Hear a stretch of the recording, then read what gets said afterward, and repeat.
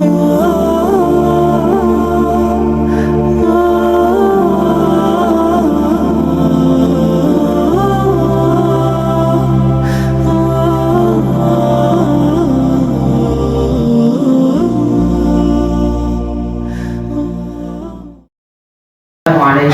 warahmatullahi wabarakatuh. Waalaikumsalam warahmatullahi wabarakatuh. Alhamdulillah wassalatu wassalamu ala Rasulillah nabiyina Muhammad bin Abdillah. La haula wa la quwwata illa billah. Asyhadu an la ilaha illallah wahdahu la syarika lah wa asyhadu anna Muhammadan abduhu wa rasuluhu la nabiyya ba'dah. Rabbi shrah li sadri wa yassir li amri wahlul 'uqdatam min lisani yafqahu qawli, amma ba'd. Qala Allah ta'ala fi kitabihil karim wa huwa asdaqul qailin. A'udzu billahi as-sami'il 'alim minasy syaithanir rajim. Ya ayyuhalladzina amanu taqullaha wal tanzur nafsum ma qaddamat lighad wattaqullaha innallaha khabirun bima ta'malun. Al-ayat. Sadaqallahul a'lam.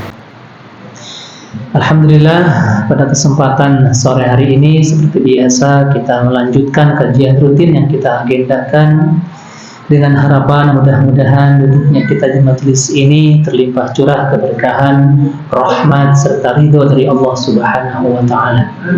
Salawat dan salam senantiasa kita berharap tercurah limpah kepada uswah hasanah kita semua, baginda Nabi besar Muhammad sallallahu alaihi wasallam, yang kita harapkan, kita nantikan syafaatnya di yaumil qiyamah nanti. Mudah-mudahan kita tergolong umatnya yang kelak memperoleh syafaatnya di yaumil qiyamah nanti. Amin.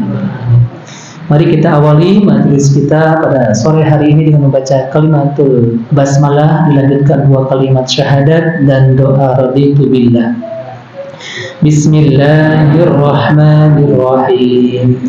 Asyhadu an la ilaha illallah wa asyhadu anna Muhammadar Rasulullah.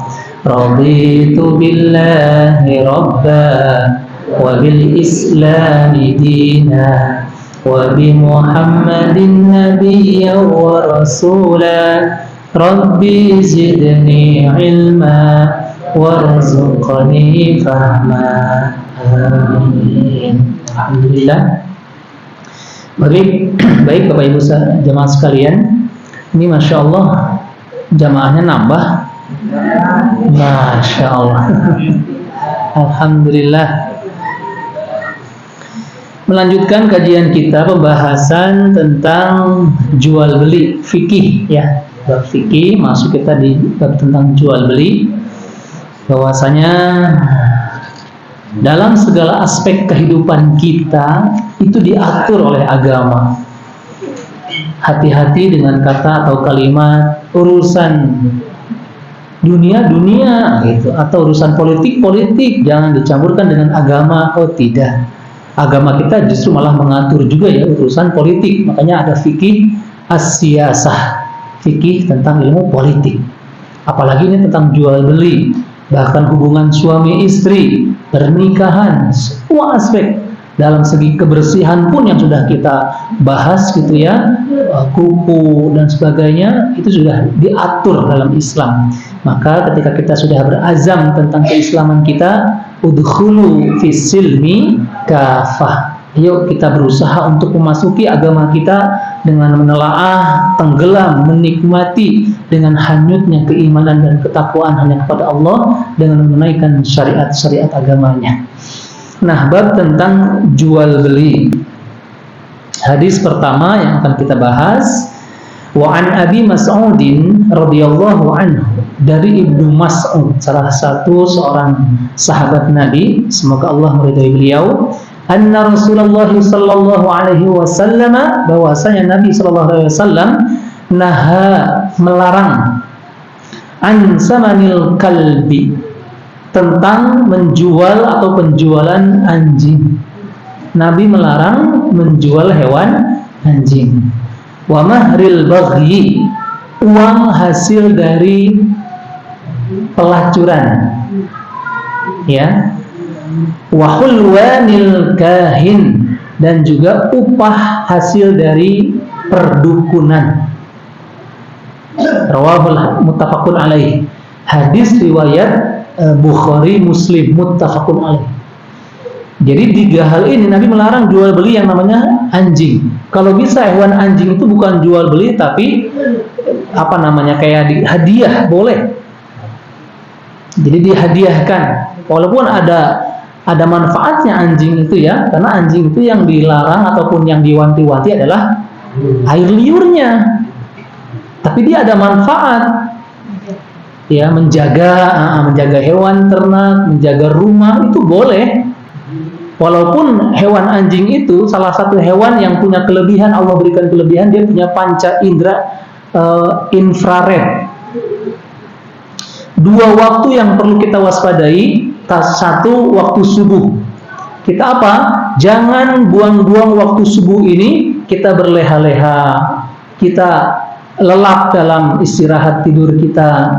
Justru malah turunnya para malaikat Allah di waktu subuh. Makanya hewan-hewan pilihan Allah yang di waktu subuh menyambut, salah satunya adalah ayam. Bukan anjing, ayam. Ayam itu melihat adanya malaikat turun, itu dia melihat. Ya, cahaya. Itu malaikat tercipta dari cahaya, diciptakan Allah dari cahaya. Makanya hewan ayam itu selalu berirama, berkokok di waktu subuh dengan irama yang membuat dia tuh membangunkan atau semerdu-merdunya. Sebaliknya, ibu bapak sadar nggak? Coba lihat hewan ayam ada berkeliaran menjelang maghrib. Walaupun ada loh ya. Ini ayam-ayam apa ini?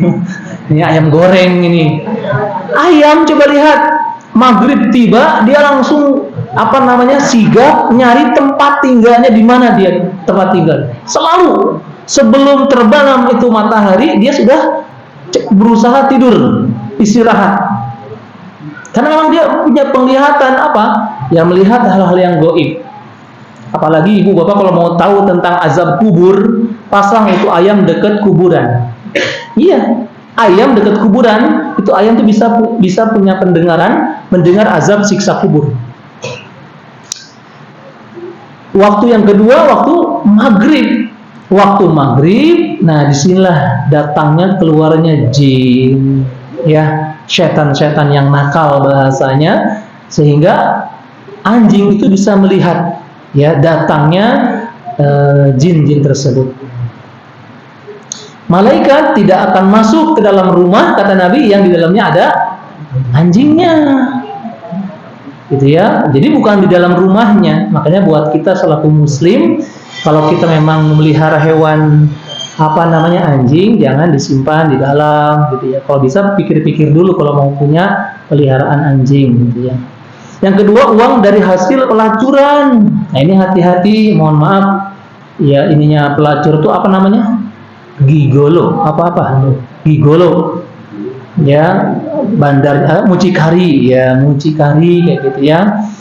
Apa artinya ya kenikmatan harta rezeki kalau misalkan dari hasil tersebut?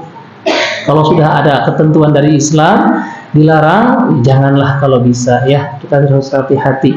Dan yang ketiga, upah dari yang namanya perdukunan, hulwanil kahin. Jadi perdukunan ini na'udzubillah min dzalik, entah itu taruhan, entah itu menipu dengan ilmu-ilmu ajian-ajian tertentu, ya. Jangan sampai ini terjadi pada kita. Hadisnya riwayat muttafaqun alaih. Kemudian hadis yang kedua, wa an Jabirin ibni Abdullah, dari Jabir bin Abdullah radhiyallahu anhuma, semoga Allah meridhai beliau, annahu kana yasiru ala jamalin lahu a'ya, bahwasanya Jabir ini memiliki unta, ya, yang mana untanya telah terlihat capek, payah gitu. Jadi udah kelelahan karena dibawain pakai banyak bawaan. Kemudian fa'arada ayyusayyibahu, beliau itu berkata sampai ingin membiarkan unta itu. Unta ini kan ibarat kita kalau kita ini motor atau mobil, ya, mobil, kendaraan lah. Qala, Nabi bersabda, falahiqani an-nabi sallallahu alaihi wasallam fada'a li. Nabi sallallahu alaihi wasallam melihat, kemudian manggil aku. Jadi ketika Nabi itu melihat untanya Jabir ini kecapean gitu ya, kelelahan, dan Jabir membiarkan saja, Nabi memanggilnya. Kemudian beliau mengatakan, wadarabahu, memukul Jabir ini. Jadi Jabir ini memukul Nabi sallallahu alaihi wasallam wadarabahu fada'ali wadarabahu, mohon maaf, Nabi mendoakan dan memukul untanya. Fasaro sayran lam yasir mislahu, kemudian hewan unta tersebut berjalan seperti biasa lagi. Qala bi'nihi biwuqiyatin, jualah unta itu kepadaku 1 uqiyah, kata Nabi sallallahu alaihi wasallam. Qultu, aku menjawab, Jabir menjawab, balaghtu ataituhu bil jamal. Tidak, nggak dijual, bahas. Jadi unta ini nggak dijual ya Rasul. Tapi Nabi SAW ini lagi memberikan tawaran lagi, ya. Fabi'tuhu biwuqiyatin, jual kepadaku 1 uqiyah. Kemudian washtaraitu humlanahu ila ahli, maka aku menjualnya dengan 1 uqiyah. Namun dengan syarat di sini ila ahlihi, falamma balaghtu ataituhu bil jamal fanaqadani samanuhu. Ketika telah aku jual unta ini, setelah aku jual unta tersebut dan membayar dengan harga kepadaku, kemudian aku pulang. Summa raja'tu fa arsala fi athari. Aku pulang dan beliau mengirim seseorang kepadaku yang membuntutiku. Intinya ada orang yang ngikutin gitu, Jabir. Faqala, lalu Nabi bersabda, aturani ma kastuka li'akhudha jamalaka, apakah engkau mengira aku menawarmu untuk mengambil untamu? Jadi kayak Nabi itu kayak nguji atau ngetes gitu ya. Khudh jamalaka wa darahimaka fahuwa lak, ambillah ya untamu dan uangmu ini, ia adalah hadiah untukmu. Jadi Nabi sudah membelinya, kemudian diberikan lagi. Hadis riwayat muttafaqun alaih. Nah, jual beli seperti ini dibolehkan dalam Islam. Jadi contoh gini, kita punya barang, kita punya kendaraan, kita tuh nggak mau ngejualnya, tapi kita sungkan dengan orang ini tuh memaksanya kayak gitu. Nah, Nabi secara ini punya etika, dia ketika memaksa karena kasihan gitu ya, sejauh mana dia sayang dengan kendaraan ini ataupun unta ini dan sebagainya. Nabi tawarkan dulu. Setelah ditawarkan, dibeli oleh Nabi SAW. Kemudian setelah itu dibuntuti orang itu oleh utusan Nabi gitu ya, dan dikasih lagi untanya. Nah, itu boleh sebagai hadiah. Jadi bukan berarti kita sudah memiliki. Jadi tidak dilarang dalam Islam jual beli seperti demikian. Kemudian ada lagi hadis yang ketiga tentang memerdekakan budak.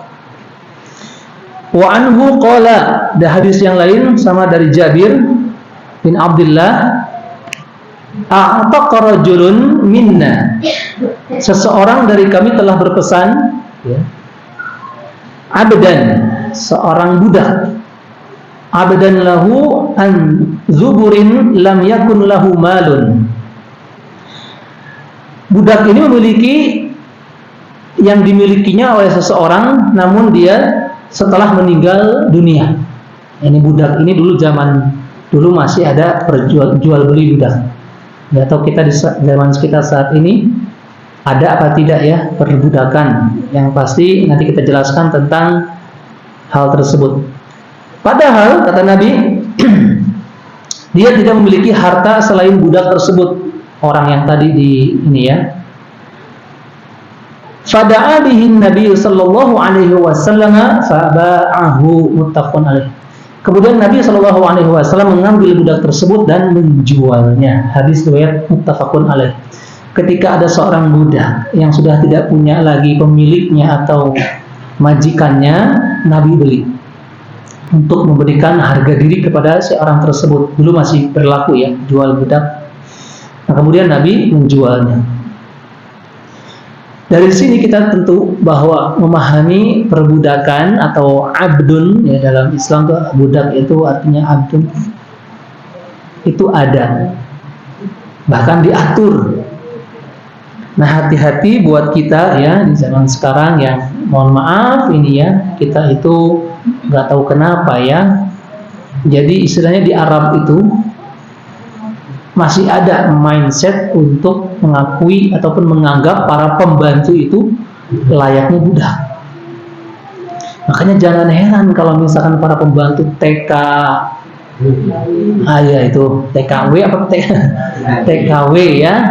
Nah itu kan di sana kadang-kadang pulang-pulang hamil, kayak gitu. Karena majikan di sana menganggap memang kamu itu sudah saya bayar. Wanita kalau sudah dibayar, digaji, ya boleh halal diapa-apain.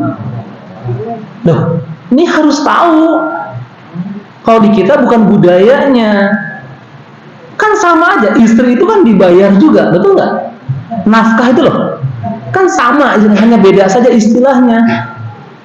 Tiap bulan kan dikasih nafkah tuh istri. Tapi kalau istri halal, ada ijab qabulnya dengan orang tuanya gitu ya.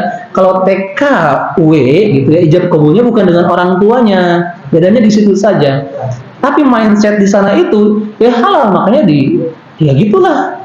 Didatangin, dirayu, harus mau dengan majikan kayak gitu. Makanya saya nggak setuju gitu ya, nggak setuju. Istilahnya pengiriman ke sana itu harus enggak lah pokoknya. Lebih terhormat negara Jepang ya, Jepang itu enggak ada istilahnya nyari pembantu. Mereka itu hidupnya mandiri. Makanya orang-orang yang kerja di Jepang kerjanya lebih kepada part time, jadi apa yang lain gitulah. Coba lihat gitu. Nah, jadi perbudakan itu masih diatur dalam Islam, walaupun sekarang pun ada sebetulnya perbudakan, hanya bedanya aja ya. Makanya ada istilah outsourcing, itu seolah kayak gitu ke arah ke sana. Itulah kenapa kita itu dalam Islam diatur ketika mau jadi budak, mendingan jadi budak Allah. Apa itu budak Allah dalam kalimat bahasa Arab? Abdullah. Abdullah itu hamba Allah. Artinya Abdullah itu hamba Allah. Aku nih Abdullah, hamba Allah. Bukan hamba dunia, hamba harta, bukan hamba-hamba yang lainnya. Kayak gitu ya, abdun. Hadis riwayat muttafaqun alaih, masih Bukhari, Muslim. Kemudian hadis berikutnya berkaitan dengan jual beli berikutnya. Wa an Maimunah zauji an-Nabi sallallahu alaihi wasallam, dari Maimunah istri Nabi sallallahu alaihi wasallam radhiyallahu anha, semoga Allah meridhoi beliau, anna fa'ratan, bahwasanya tikus, hati-hati ini ya, anna fa'ratan waqa'at fi samnin, bahwasanya ada tikus yang jatuh ke dalam minyak samin. Di Arab itu kan ada minyak samin ya. Kalau di kita mungkin kena apa? Minyak goreng atau apa lagi? Ya itulah ya, air atau apa gitu ya. Karena pernah ada yang jualan es batu gitu ya. Gede-gede gitu batunya. Di dalamnya ada tikusnya. Ada itu. Pernah lihat. Famatat fihi, tikus tersebut mati di dalam minyak samin tersebut. Fasu'ilan Nabi sallallahu alaihi wasallam anha, kemudian Nabi sallallahu alaihi wasallam bertanya ya kepada beliau,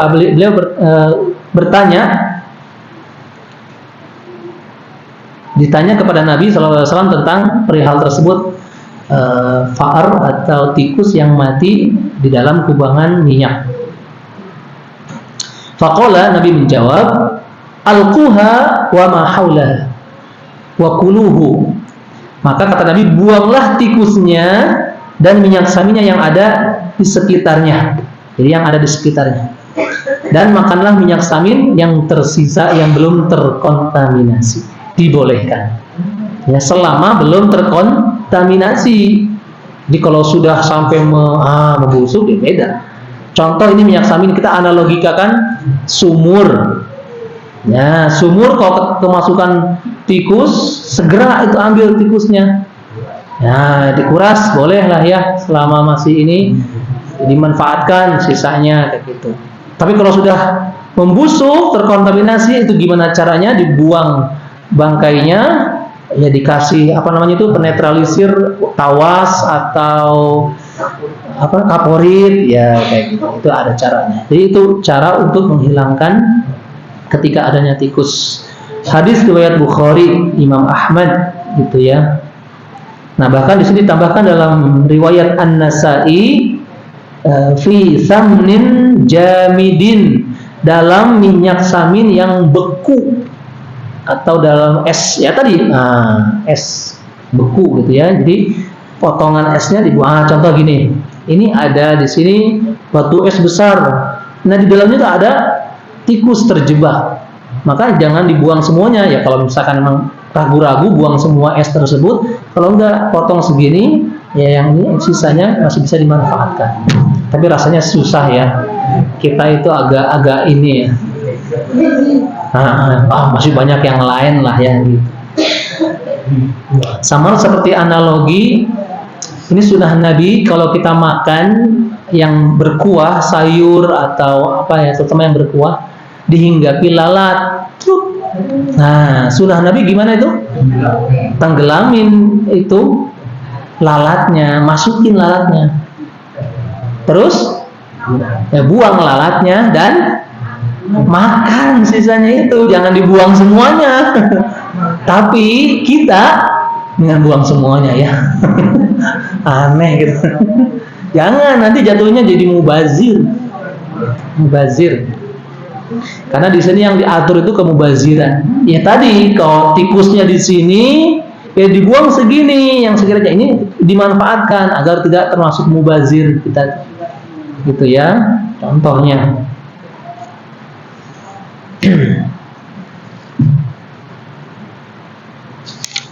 Hadis berikutnya satu lagi lah ya, nanti kita urai dengan sesi tanya jawab.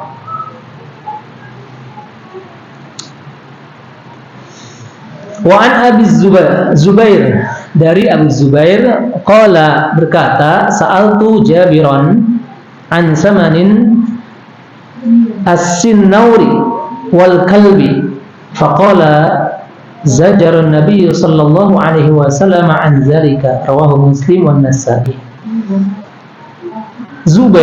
Abu Zubair berkata, aku pernah bertanya kepada Rasulullah sallallahu alaihi wasallam melalui Jabir tentang harga kucing dan anjing. Tentang harga kucing dan anjing.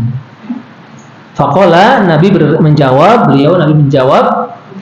Nabi melarang hal itu dijual belikan. Diriwayatkan Imam Muslim dan An-Nasa'i. Dengan tambahan di sini ada riwayat dari Imam An-Nasa'i, illa kalba saydin, kecuali anjing buruan boleh dijual belikan. Anjing buruan. Intinya dari sini hewan-hewan yang sifatnya itu lebih kepada hiasan, apalagi namanya itu kayak pamer atau tidak ada manfaat buat ternak, maka dalam Islam itu dilarang. Berarti apa saja? Burung, kucing, apalagi? Ular. Yang biasanya orang tahu tuh buat hiasan di rumah itu loh. Jadi yang tidak ada manfaat secara entah itu dagingnya bisa dimanfaatkan, entah itu hewannya ini dimanfaatkan buat menjaga apa gitu barang. Kalau bisa dijauhkan. Burung itu kalau nggak ada manfaatnya hanya untuk hiasan, tepuk atau apalah ya, atau pamer saja, maka jauhkan. Itu maksudnya dari hadis ini menjual beli, karena ini resiko. Bahkan di kitab Butola'ah saja ada kisah tentang seseorang yang kasihan lihat orang jual burung, banyak burung. Anak kecil ini merasa kasihan dengan burung itu. Akhirnya dia bekerja, setelah punya uang, paman aku beli burung ini. Semuanya dibeli. Wah, setelah dibeli apa? Dilepas. Pedagang itu kaget, kayak marah, kayak nggak dihargai gitu. Maksud kamu apa nyinggung saya? Saya sudah nyari-nyari burung ini gini. Ya kan ini burung ini udah jadi milik saya. Terserah saya gitu. Saya ya kasihan itu melihat burung itu dikerangkeng, tidak seperti burung-burung yang lainnya bisa ini. Di situ diambil hikmahnya, masya Allah ternyata. Ya itulah manusia kadang-kadang kalau sudah serakah apa saja dibisniskan gitu ya. Melihat sesuatu padahal ini dilarang. Nah, hewan yang buruan tadi anjing dibolehkan. Kucing pun demikian. Kucing itu kalau buat hiasan semata, woi, Anggora. Apa gitu? Hah? Persia. Hah? Jadi coba bagi yang punya peliharaan di rumah, pikir-pikir lagi. Termasuk ikan hias.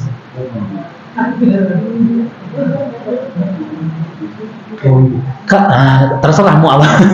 Mau koi, mau mohon maaf ini ya, sebelum ke pertanyaan.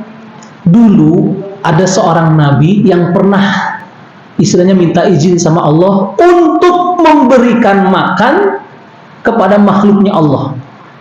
Siapa nabi itu? Sulaiman. Kurang apa Sulaiman dengan kekayaannya, dengan kemegahan, hartanya begitu banyak, pasukannya, apa namanya itu, bukan hanya manusia, jin aja juga tunduk sama Nabi Sulaiman. Angin saja tunduk. Ada rasa gitu ya, kayaknya bisa nih gue gitu ya, melihara binatang. Izin sama Allah, Allah izinkan, baik, aku beri izin kau memberikan makanan. Jadi yang nanggung makanannya Nabi Sulaiman gitu. Merasa sanggup dirinya dengan kekayaannya. Langsung Allah utus itu ikan nun yang tinggal di dasar laut yang paling dalam. Diawali dari yang paling dalam, yang paling dasar dulu. Sulaiman dipanggil ikan nun ke permukaan. Nabi Sulaiman sudah menyiapkan makanan buat ikan nun begitu banyak. Hanya dalam berapa lahapan itu habis persediaan makanan.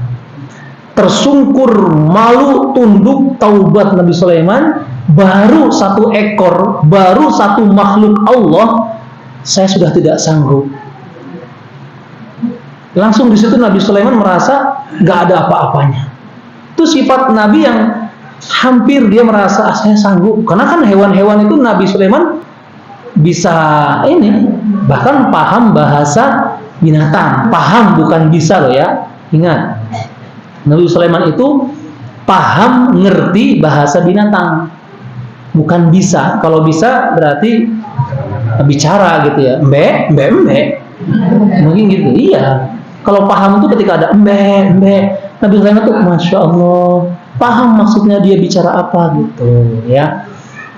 Nah, tapi Nabi Sulaiman langsung taubat di situ, merasa tidak mampu apa-apa. Nah, kita renungkan, kalau sampai itu hewan yang kita pelihara mati, matinya karena gara-gara kita lupa ngasih makan, nggak tahu itu, nggak kebayang besok di yaumul kiamah kita akan dihisab. Percayalah. Ya, ini mohon maaf, ini bukan berarti nakut-nakutin yang pembeli penjual gitu. Waduh, rapayu-payu gitu. Enggak, tapi ini dalam Islam diatur gitu ya, masalah jual beli. Ya, sebelum ke penjual belian, hal-hal yang lain yang biasanya lumrah kita praktekkan. Coba sampai sini kira-kira ada nggak pertanyaan yang bisa menggagas uraian kita sementara ini? Monggo, silakan, Ibu. Waalaikumsalam warahmatullahi wabarakatuh. jual belikan. Kucing itu makanannya datang sendiri, dikasih makan. Tapi lama-lama nggak mau bersih, terus sama aja di rumah itu. Baik. Kan kasihan batin kan. Itu ibu nggak ada niat jual ataupun membelinya.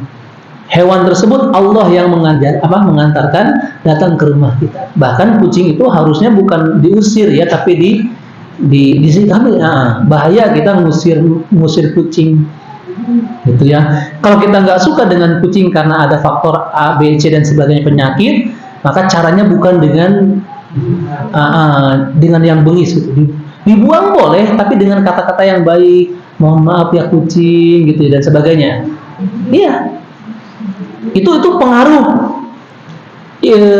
Siapa namanya lupa. Astagfirullah.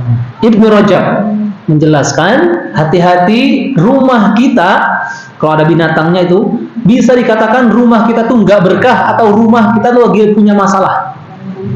Rumah kita itu punya masalah, ada masalah. Tandanya ketika di rumah kita ada tikus.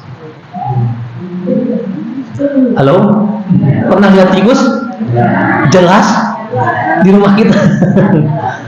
Jadi tanda rumah kita lagi ada masalah, entah masalah komunikasi suami istri, entah masalah karena bayaran yang jadi pikiran, entah karena apa saja dengan tetangga. Pokoknya indikator suatu rumah bermasalah itu ketika rumah kita ada tikus. Maka Ibnu Rajab mengatakan hati-hati dengan adanya tikus di rumah kita. Satu, tidak dibolehkan itu tikus diajak bicara. Sadar atau tidak kita sering ngajak bicara itu tikus. Ayo mau kemana lo? Awal gitu. Ngajak bicara tikus. Tuh lihat tuh. Mana temennya? Mana? Ayo. Tadi di sini. Awas jangan bentar. Jadi kita seolah-olah ngajak bicara dia. Dilarang. Yang kedua dilarang kita membunuhnya dengan kata-kata kotor, kasar, sumpah serapah. Ketika udah pukul, syukurin loh. Hati-hati. Ya. Itu tanpa sadar kita itu mempraktekkan itu. Atau membunuhnya dengan cara yang tidak wajar. Apalah yang keras. Misalkan racun boleh. Mau diracun, mau ditembak gitu ya. Itu diawali dengan baca-bacaan yang baik. Kalau diracun tapi yang makan kucing apa? Ya berarti kan salah sasaran gitu aja. Kita nggak niatnya buat tikus gitu.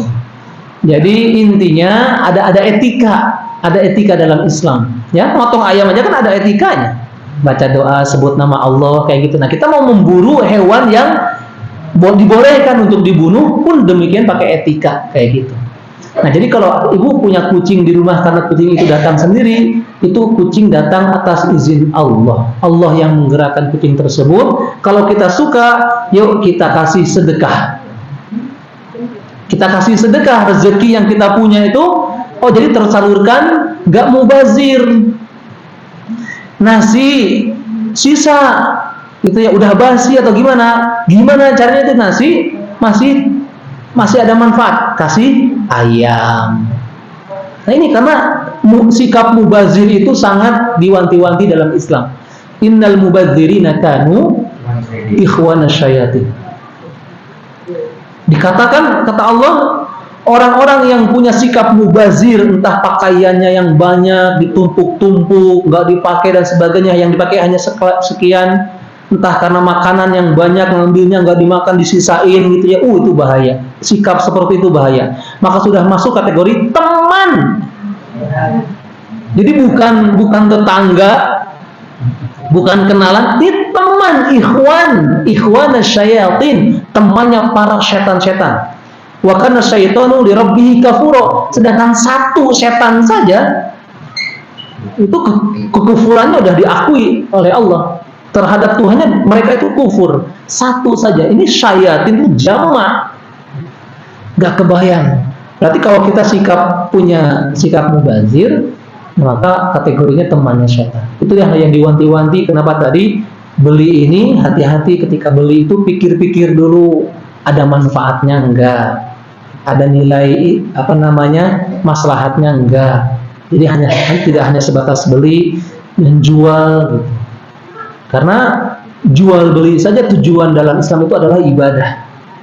Ya, ada orang yang praktek jual beli tapi tujuannya hanya untuk keuntungan semata, tunggu tanggal mainnya, tunggu kiamat bagi dirinya.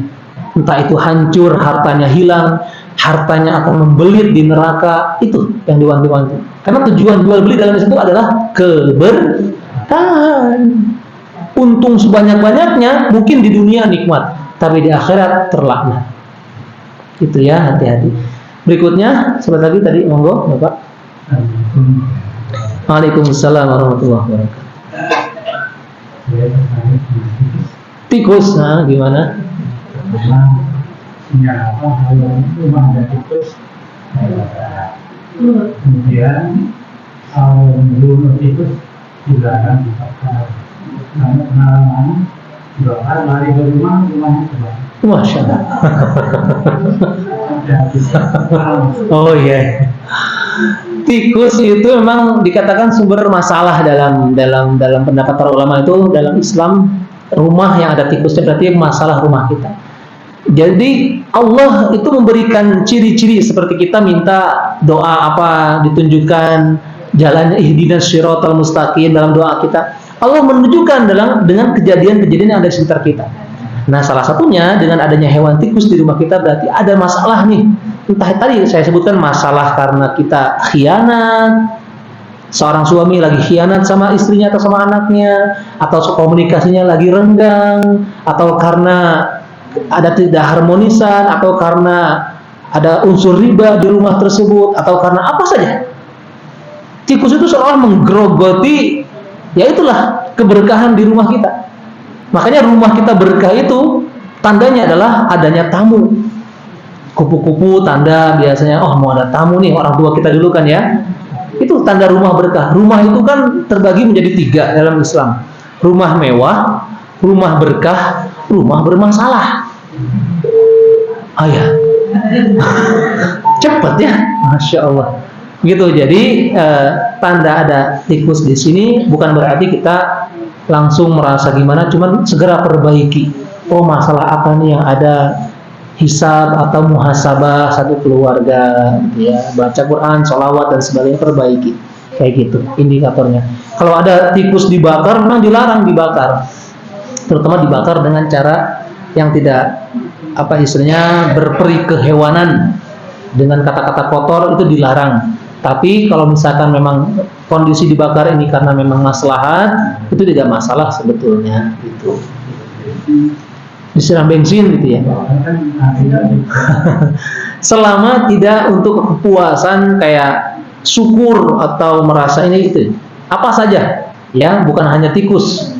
Karena mohon maaf, Al-Quran saja cara menghilangkannya kan dibakar dan dikubur. Nah, caranya membakarnya itu gimana? Karena Al-Quran kalau sudah ada bersyawakan itu lebih mudorot, nggak boleh dalam Islam. Kayak gitu. Masih ada atau cukup ini? Dikit boleh. Waalaikumsalam. Terkait dengan binatang peliharaan, kita pernah mendengar bahwa ada sebuah hadis, ada anak kecil bermain burung peliharaan, tapi bukan menegur memarahi, tapi menyapa. Iya. Kita mengaku dan bersadar bahwa itu diizinkan memelihara hewan seperti itu. Oke. Nabi menyapa anak yang sedang main burung, gitu ya. Cuman di sini Nabi tidak melarang, mendiamkan saja, ya, tidak melarang. Selama kita itu memberikan tanggung jawab. Karena di kisah tersebut itu hewan tersebut tidak disiksa, tidak dianiaya, bahkan diberikan haknya, kayak gitu. Sah-sah saja selama kita tidak merasa itu jatuh dalam kepemilikan kita. Gitu ya, dan penjagaannya itu benar-benar kita penuh dengan kasih sayang. Jadi memang secara larangan tidak, ini hanya wanti-wanti saja. Makanya saya ambil dengan kisahnya Nabi Sulaiman, merasa kita itu sanggup punya uang banyak, wah daripada sedekah mendingan juga punya inilah, biar orang-orang tamu-tamu tuh ada, kita tuh decap kagum. Nah itu yang bahaya tuh kayak gitu. Itu aja sih. Itu ya. Cukup nggih? Satu lagi boleh. Waalaikumsalam warahmatullahi wabarakatuh. Ada 3 hal tadi yang tidak ada beli. dalam jual beli. Itu tadi Nggih, aturan. berarti di sini objeknya atau penyebabnya itu haram. Mungkin aja diharam. Bagaimana dengan uang korupsi? Oke. Disedekahkan. Masya Allah. Ya, jadi kalau awalnya saja sudah haram, dilarang oleh Islam, hati-hati, maka itu keberkahan itu pasti hilang, nggak ada. Ya, dia mungkin nikmat, tapi Masya Allah, itu hartanya akan membelenggu dirinya, kehidupannya nggak akan ada keberkahan. Nah, bagaimana dengan uang hasil korupsi disedekahkan? Satu, sikap korupsinya dia yang nanggung, keharamannya, keburukannya itu sudah ada speknya sendiri. Tapi ketika uang itu disedekahkan, itu pahala tersendiri. Dalam arti pahala itu, uang itu bukan uang haram, kecuali yang disedekahkan atau yang menerima sedekah ini tahu sumber dana tersebut, paham sumber dana tersebut, kayak gitu. Jadi dipisahkan ya. Contoh, siapa yang misalkan ada yang mencuri, hasil pencurian ini diberikan buat orang yang membutuhkan, kayak gitu. Contoh ini ya.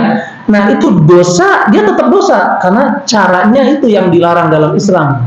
Nah, tapi ketika disalurkannya, ini jelas ada nilai pahala juga selama niatnya dia bagus dan sebagainya. Karena hukum Islam itu fleksibel.